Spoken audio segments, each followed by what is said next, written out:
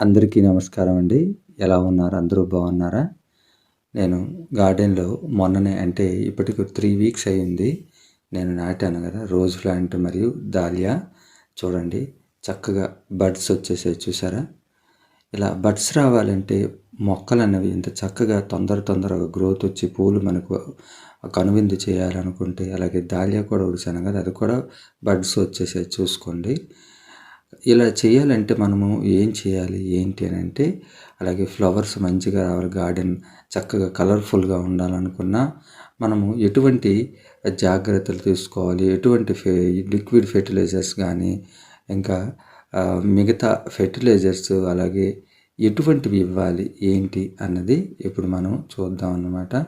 మొక్కలన్నీ పూలు రావాలంటే చక్కగా మనకు బోలెడంత మైక్రో న్యూట్రియంట్స్ అలాగే విటమిన్స్, మినరల్స్ ఇంకా మట్టిలో సారాన్ని పెంచే విధంగా మనము మొక్కలను ప్రిపేర్ చేయవలసి ఉంటుందండి. అలా చేసినప్పుడే మనకు పూలన్నీ చక్కగా మంచిగా నాణ్యంగా వస్తాయి, అలాగే ఎక్కువ పూలు పోస్తాయి అన్నమాట. ఇది ఒక ఇంపార్టెంట్ ట్రిక్ అన్నమాట.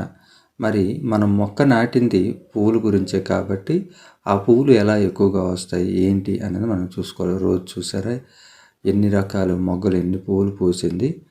ఇటువంటివన్నీ చూసుకొని మనం కేర్ఫుల్గా ఉంటేనే మనకు గార్డెన్ అనేది పూలతో నిండుతుంది. చూడటానికి అందరూ చూసేవాళ్ళు బాగా పూలు పోస్తున్నాయి అంటారు. ఇదిగోండి ఇంకా మనకు పూలు రావటానికి సిద్ధంగా ఉంది. ఇది నాకు రెడ్ అని నేను అనుకుంటున్నాను. చాలా మంచిదే ఈ మొక్క. అయితే ఇప్పుడు ఏంటి చేశానని చూద్దాం. సింపుల్ అండి, మన ఇంట్లో వాడుకునే వాటినే నేను చెప్పాను కదా. ఇది చూడండి పప్పు టొమాటో చేసిన గిన్నె లాస్ట్ అన్నమాట, కడిగేయటానికి సిద్ధంగా ఉన్న గిన్నె. ఈ గిన్నెను అలాగే ఉల్లిపాయలు మనం కూర గురించి తరుగుతాం కదా, మీరు ఎన్ని ఉల్లిపాయలకు తరుగుతారు, ఒకే ఉల్లిపాయ అయినా పర్లేదు. ఇంకా కొత్తిమీర కొంచెం వడలిపోయి వేస్ట్ అయిపోయిందని అది, ఇంకా ఇటువంటివన్నీ నేను వేసాను ఆ వాటర్లో. ఇంకా కొబ్బరి చట్నీ చేసింది, ఆ కొబ్బరి చట్నీ గిన్నె కూడా ఉంది, మీకు ఇప్పుడు కనపడుతుంది చూడండి ఈ గిన్నె చివరిది.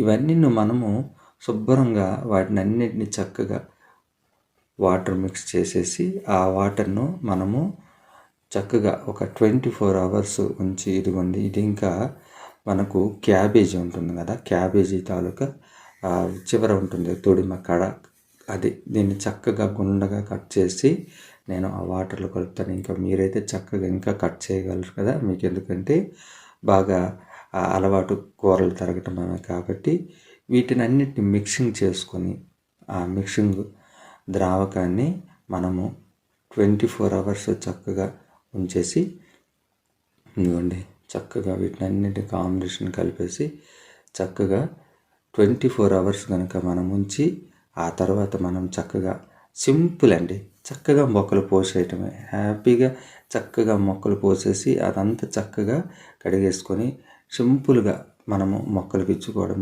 ఏమి టెన్షన్ పడి కష్టపడి ఎక్కువగా మిక్సీ చేయటము, ఆ పొడి వేయటము ఈ పొడి వేయటము అలాగే బోన్ మిల్స్ అని డబ్బులు ఖర్చు పెట్టుకోవటం అని ఏమీ అవసరం లేదు. సింపుల్ అండి, వెరీ సింపుల్ అన్నమాట.